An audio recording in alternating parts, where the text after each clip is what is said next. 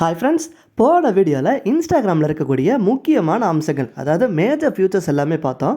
பார்க்காதவங்களுக்கு description பாக்ஸில் link கொடுக்குற பார்த்துட்டு வந்துடுங்க. அந்த வீடியோனுடைய தொடர்ச்சி தான் இது.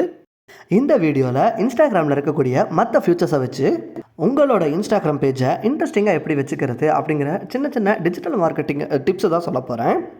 வீடியோவை ஸ்கிப் பண்ணாமல் ஃபுல்லாக பாருங்கள். நீங்கள் வீடியோ ஃபுல்லாக பார்த்து முடிக்கிறப்போ உங்களுக்கே வந்துட்டு இன்ஸ்டாகிராம் பேஜை இப்படி கூட டிஃப்ரெண்ட்டாக யூஸ் பண்ணலாமாங்கிற ஐடியாஸ் கண்டிப்பாக கிடைக்கும். வாங்க வீடியோக்குள்ளே போகலாம். இன்ஸ்டாகிராமில் உங்கள் பேஜை ஹிட் அடிக்க நீங்கள் கொஞ்சம் க்ரியேட்டிவாக, அதாவது புதுமையான சிந்தனைகளோடு இருக்கணும். அதே மாதிரி நார்மலாக பண்ணுறாங்க பார்த்தீங்களா, சாதாரணமாக செய்கிறத விட கொஞ்சம் டிஃப்ரெண்ட்டாக நீங்கள் காட்டணும். அதே போல் மற்றவங்களை காட்டிலும் உங்கள் பேஜ் வந்துட்டு கொஞ்சம் டிஃப்ரெண்ட்டாக இருக்கணும். அந்த மாதிரி ஒரு ஸ்ட்ராட்டஜி வச்சுக்கிட்டிங்கன்னா கண்டிப்பாக உங்கள் பேஜை ஹிட் அடிச்சிடும். சாதாரண மார்க்கெட்டிங்கில் பார்த்திங்கன்னா இந்த மாதிரி போஸ்ட் அடித்து ஒட்டுப்பாங்க. இந்த மாதிரி கண்டென்ட்ஸாக போஸ்ட் அடித்து ஒட்டுறப்ப என்னாங்கன்னா கவனம் தான் நம்ம மேலே ஈர்க்குமே ஒழிய அது ஒரு வித சலிப்பையும் வெறுப்பையும் ஏற்படுத்திடும். இந்த செவத்தில் போஸ்ட் ஒட்டுற மாதிரி பார்த்திங்கன்னா இன்ஸ்டாகிராம்லேயே ஒரு சிலர் பார்த்திங்கன்னா கண்டினியூஸாக போஸ்ட் போட்டுக்கிட்டே இருப்பாங்க. அது கண்டிப்பாக பார்த்திங்கன்னா சலிப்பு தான் ஏற்படுத்தும் யூஸருக்கு. அதை தவிர்க்க ஃபஸ்ட்டு திங், நீங்கள் யூஸரோட இன்ட்ராக்ட் பண்ணணும். அவங்களுக்கு பிடிக்கிற மாதிரி குட்டி குட்டி விஷயங்களை ஆட் பண்ணணும். கன்சிஸ்டன்சி அப்படிங்கிற வார்த்தை எல்லோரும் தப்பாக புரிஞ்சுக்கிறாங்க. கன்சிஸ்டன்சின்னா கண்டினியூஸாக வந்து போஸ்ட் போட்டுக்கிட்டே இருக்கணும், அப்போ தான் ஹிட் அடிக்கணும் அப்படின்னு நினச்சிட்டு இருக்காங்க. அது அப்படி கிடையாது. கன்சிஸ்டன்சி அப்படிங்கிறப்போ இப்போது வெள்ளிக்கிழமையான தினத்தந்தியில் சிறுவர் மலர் வரும், சனிக்கிழமையான அவங்க அந்த டைமில் ஒரு மலர் ரிலீஸ் பண்ணுவாங்க, ஞாயிற்றுக்கிழமை பார்த்தீங்கன்னா வர்த்தக ரீதியான ஒரு செய்திகள் வரும்.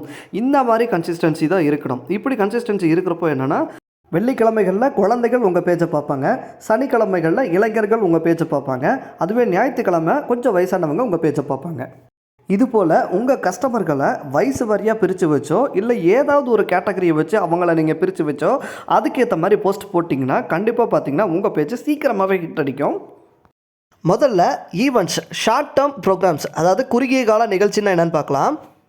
ட்ரெடிஷ்னல் மார்க்கெட்டிங்னு சொல்லக்கூடிய நார்மல் மார்க்கெட்டிங் இருக்குது பார்த்தீங்களா, அதில் வந்து யூசர்ஸ் இல்லை கஸ்டமர்ஸை கவர்ந்தெழுத்து நம்மளை ஒரு தடவை திரும்ப பார்க்க வைக்கக்கூடிய மார்க்கெட்டிங் ஸ்ட்ராட்டஜிஸ் இருக்குது பார்த்தீங்களா. அதுபோல் ட்ரெடிஷ்னல் மார்க்கெட்டிங்லேருந்தே சின்ன சின்ன மார்க்கெட்டிங் டிப்ஸ் எல்லாத்தையும் எடுத்துக்கலாம். எக்ஸாம்பிளுக்கு இங்கே பாருங்கள், ஹிந்து நியூஸ் பேப்பரில் இந்த மாதிரி சுடோக்குன்னு சொல்லிட்டு ஒரு பசில் வரும். இதை ஃபில் பண்ணுறதுக்காகவே நியூஸ் பேப்பர் வாங்குவாங்க. இல்லைனா கிராஸ்வேர்ட் பசில்னு சொல்லிட்டு சில இங்கிலீஷ் நியூஸ் பேப்பரில் வந்துட்டு இருக்கோம். தமிழ் நியூஸ் பேப்பர் மேகசினில் கூட பார்த்தீங்கன்னா இந்த குறுக்கெழுத்து போட்டின்னு சொல்லிட்டு வந்துகிட்டு இருக்கும். இதுவே தினத்தந்தி நியூஸ் பேப்பரில் பார்த்தீங்கன்னா கன்னித்தீவுன்னு சொல்லிட்டு குட்டியாக ஒரு ஸ்டோரி போயிட்டு இருக்கும். இதை படிக்கும்போது இன்ட்ரெஸ்ட்டாக இருக்கும். இல்லைனா இந்த 2 படங்களுக்குள்ள 6 வித்தியாசங்களை கண்டுபிடிங்க அப்படிங்கிற மாதிரி போட்டியெல்லாம் நடத்தி அந்த போட்டிகளுக்கு சின்ன சின்ன பரிசுகள் கொடுப்பாங்க. இப்படி பண்ணும்போது புது வாடிக்கையாளர்களை வந்து கவர்தலுக்கும், அதே மாதிரி ஏற்கனவே இருக்கக்கூடிய வாடிக்கையாளர் கவனத்தை வந்து எப்பயுமே நம்ம பக்கம் வச்சுக்கிட்டே இருக்கும்.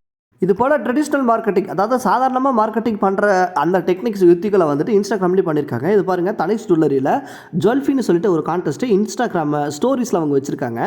நீங்கள் தனிஷ்குள்ள வாங்கின நகையை வந்துட்டு ஃபோட்டோ எடுத்து இவங்களுக்கு அனுப்பிச்சிங்கன்னா அதில் கான்டெஸ்ட் மாதிரி வச்சு எது வந்து பெஸ்ட்டாக இருக்கோ அதுக்கு வந்துட்டு ஒரு ப்ரைஸ் கொடுப்பாங்க அப்படிங்கிற மாதிரி இவங்களும் பண்ணியிருக்காங்க. இன்ஸ்டாகிராம் பேஜஸில் நீங்களும் இது மாதிரி பண்ணலாம்.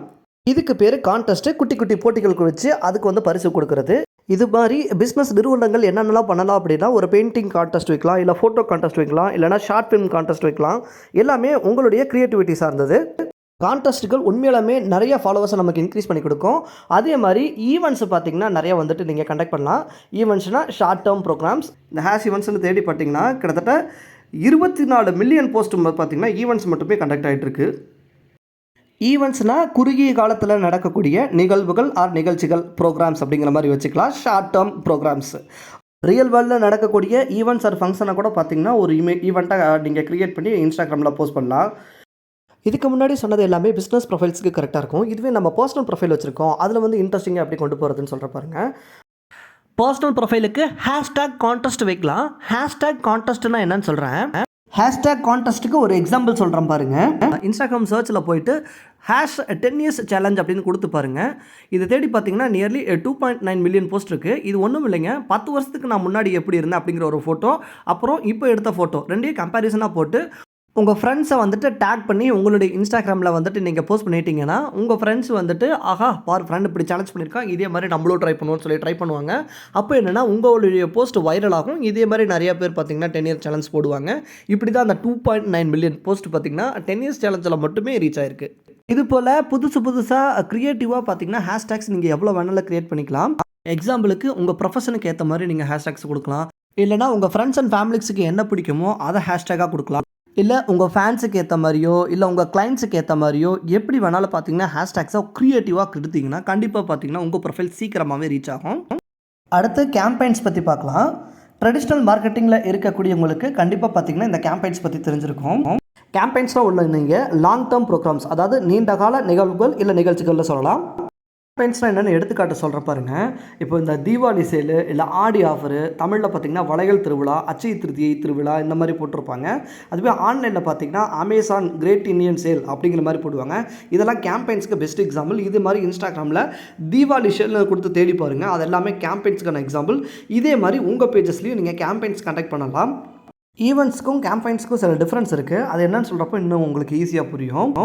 ஷார்ட் டேர்மாக ஒரு ப்ரோக்ராமை நடத்துறதுக்கு பேர் ஈவெண்ட்ஸ், அதாவது குறுகிய காலத்துக்கு நடக்கக்கூடிய நிகழ்ச்சிகளுக்கு பேர் ஈவெண்ட்ஸு. அதுவே லாங் டேர்ம் நடக்கக்கூடிய ப்ரோக்ராம்ஸ்க்கு பேர் கேம்பெயின்ஸு, அதாவது நெடுகாலத்துக்கு நடக்கக்கூடிய நிகழ்ச்சிகளுக்கு பேர் கேம்பெயின்ஸ். அடுத்த ஆப்ஷன் பேர் பார்த்திங்கன்னா இன்ஸ்டாகிராம் போல்ஸு. இந்த இன்ஸ்டாகிராம் போல்ஸ் மூலிமா கஸ்டமர்கிட்டேருந்து ஒப்பீனியன் இல்லை சஜஷன் வாங்குறது எப்படின்னு சொல்லி காட்டுறோம் பாருங்கள். எக்ஸாம்பிளுக்கு இங்கே பாருங்கள், மின்ட் ஸ்டுடியோஸ்னு சொல்லிட்டு ஒரு பேஜ் இருக்குது. இதில் வந்துட்டு 2 படங்களுக்குள்ள உங்களுக்கு எந்த படம் பிடிச்சிருக்கு அப்படிங்கிற மாதிரி போடுறப்போ 50% பேர் மேலே இருக்கிறதும் 50% பேர் பார்த்திங்கன்னா கீழே இருக்கிறதும் பார்த்திங்கன்னா சூஸ் பண்ணியிருக்காங்க. இந்த மாதிரி இன்ஸ்டாகிராமில் போல்ஸ் போடுறதுக்கு நிறைய ஆப்ஷன்ஸ் இருக்குது, அதாவது ஓட்டு போடுறதுக்கு நிறைய வழிகள் இருக்குது. இதன் மூலயமா கஸ்டமர்கிட்டேருந்து நீங்களும் பார்த்திங்கன்னா இதே மாதிரி ஸ்டோரிஸில் ஒரு சஜஷனையோ இல்லை ஒப்பீனியனையோ கேட்கலாம்.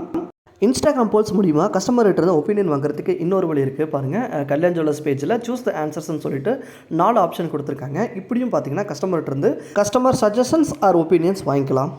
அடுத்த ஆப்ஷனாக டெஸ்டிமோனியல்ஸை வந்து இன்ஸ்டாகிராமில் எப்படி போஸ்ட் பண்ணுறதுன்னு சொல்கிறேன். டெஸ்டிமோனியல்ஸில் ஒன்றும் இல்லைங்க, நம்ம கடைக்கு பார்த்திங்கன்னா பிரபலங்கள் யாரையாவது கூட்டிகிட்டு வந்துட்டு நம்ம கடையை பற்றின ஒரு ரிவ்யூவை பற்றி கொடுக்க சொல்லலாம். இங்கே பாருங்கள், எக்ஸாம்பிளுக்கு தனிஷ் ஜுவல்லரியில் இருக்கக்கூடிய ப்ராடக்ட்ஸை பற்றி ஏதோ ஒரு பிரபலங்கள் வந்து பேசுகிற மாதிரி வீடியோஸை வந்துட்டு அப்படி போஸ்ட் பண்ணியிருக்காங்க. இதுக்கு பேர் டெஸ்டிமோனியல்ஸ். இந்த மாதிரியும் நீங்கள் பார்க்கலாம். அடுத்ததாக கஸ்டமர்கிட்டருந்து ரிவ்யூஸ் அண்ட் ரேட்டிங்ஸை இன்ஸ்டாகிராமில் வாங்குறது எப்படின்னு சொல்கிறேன் பாருங்கள். இப்போது தனிஷ் ஜுவல்லரிலேயே எடுத்துட்டிங்கன்னா we want to hear from you அப்படிங்கிற மாதிரி பாருங்கள். we have earned trust over 10 million customers over decade. we want to hear from you, அதாவது உங்ககிட்ட இருந்து நாங்கள் கேட்குறோம் அப்படிங்கிற மாதிரி கஸ்டமர்கிட்ட இருந்து ரிவ்யூ வாங்கியிருக்காங்க. அப்போ கஸ்டமர்ஸ் பார்த்திங்கன்னா ஸ்டோரிஸ்லேயே பார்த்திங்கன்னா ரிப்ளை கொடுத்துருக்காங்க. இந்த மாதிரி பார்த்தீங்கன்னா பெஸ்ட் ஜுவல்லரியாக இருந்தது அப்படிங்கிறத. இந்த மாதிரி கஸ்டமர்கிட்டருந்து நிறையா ரிவ்யூ வாங்கி போடுறப்போ உங்களுடைய பேஜை பார்க்கக்கூடிய புது கஸ்டமர்ஸ் இருக்காங்க பார்த்திங்களா, அவங்களுக்கு எல்லாத்துக்குமே ஒரு அட்ராக்ஷன் ஏற்பட்டு உங்கள்கிட்ட வாங்குறதுக்கான ஒரு நம்பகத்தன்மையை ஜாஸ்திப்படுத்தும். You need to be updated or you will be outdated அப்படின்னு சொல்லிட்டு ஒரு சொலவடை இருக்குது. அதாவது என்னென்னா, கரண்ட்டில் என்ன ஃபேமஸாக இருக்குது அப்படிங்கிற அந்த ட்ரெண்டை வந்துட்டு நீங்கள் தெரிஞ்சு வச்சுருக்கணும். இல்லைனா நீங்களே பழைய காலத்து ஆளாக மாறிடுவீங்க. புதுசாக இருக்கக்கூடிய ஃபேமஸான விஷயங்களை தெரிஞ்சுக்காததுனால நீங்களே பார்த்தோன்னா பழைய பொருளாக மாறிடுவீங்க அப்படிங்கிறது தான் அந்த வாக்கியத்தினுடைய பொருள். கரண்ட் ட்ரெண்டு கஸ்டமர் எதில் இருக்காங்க அப்படிங்கிறதுக்கு ஒரு எக்ஸாம்பிள் சொல்கிற பாருங்கள். இப்போ பொன்னியின் செல்வன் படம் ரிலீஸ் ஆச்சு, அதை வச்சு எப்படி பண்ணியிருக்காங்கன்னு சொல்லிட்டு ஒரு வீடியோ காட்டுற பாருங்கள். ஸோ இன்றைக்கி நம்ம பார்க்க போகிறது பார்த்திங்கன்னா ரொம்ப ட்ரெண்டிங்கில் இருக்க பொன்னியின் செல்வன் சாரீஸ் தான் நம்ம பார்க்க போகிறோம். பொன்னியின் செல்வன் சாரீஸ், ஓவியா சாரீஸ், இல்லை பிக் பாஸ் தோசை, இந்த மாதிரி பார்த்தீங்கன்னா வித்தியாசமாக அந்த ட்ரெண்டில் இருக்கிறத வச்சு போட்டிருப்பாங்க. அது மாதிரி மாஸ்டர் ஷர்ட்டுன்னு சொல்லிட்டு இன்ஸ்டாகிராமில் நான் தலைவி பார்க்குறேன் பாருங்கள். மாஸ்டர் படத்தில் விஜய் வந்துட்டு ஒரு ஷர்ட் போட்டிருப்பாரு. அந்த மாதிரி ஷர்ட் எங்ககிட்ட அவைலபிளாக இருக்குன்னு சொல்லி போட்டிருக்காங்க.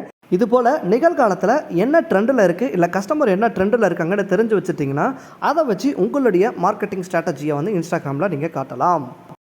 அடுத்து ஒரு மார்க்கெட்டிங் ஸ்ட்ராட்டஜி இன்ஸ்டாகிராமில் சொல்கிறேன் பாருங்கள். Build connection with like minded people. Like minded people அப்படின்னா என்னென்னா, ஒரு குறிப்பிட்ட பொருள் அவங்களுக்கு பிடிக்கும். எடுத்துக்காட்டால் இப்போது ஒரு சிலருக்கு பார்த்திங்கன்னா இந்த பூனைகள் அப்படின்னா ரொம்ப பிடிக்கும். நிறைய பேருக்கு பார்த்திங்கன்னா பூனைகள் பிடிக்கும். இன்னும் சிலருக்கு பார்த்திங்கன்னா நாய்கள் அப்படின்னா பிடிக்கும்.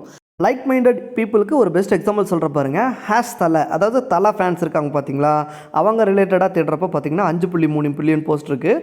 அதே மாதிரி தளபதி அப்படின்னு சொல்லி கொடுக்குறப்போ பார்த்தீங்கன்னா 7.8 மில்லியன் போஸ்ட் இருக்குது. இவங்களையெல்லாம் அட்ராக்ட் பண்ணுற மாதிரி போஸ்ட் போட்டிங்கன்னா கண்டினியூஸாக பார்த்தீங்கன்னா உங்கள் பேஜஸில் இருந்துக்கிட்டே இருப்பாங்க. புது புது கஸ்டமர்ஸ் ஆட் ஆகிட்டே இருப்பாங்க.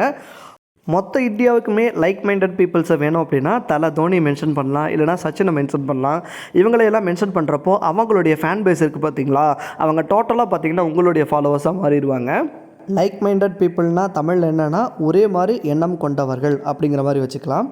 இந்த மாதிரி லைக் மைண்டட் பீப்புள்ஸை வந்துட்டு எப்பயுமே அட்ராக்ட் பண்ணுற மாதிரி போஸ்ட் போடணும்.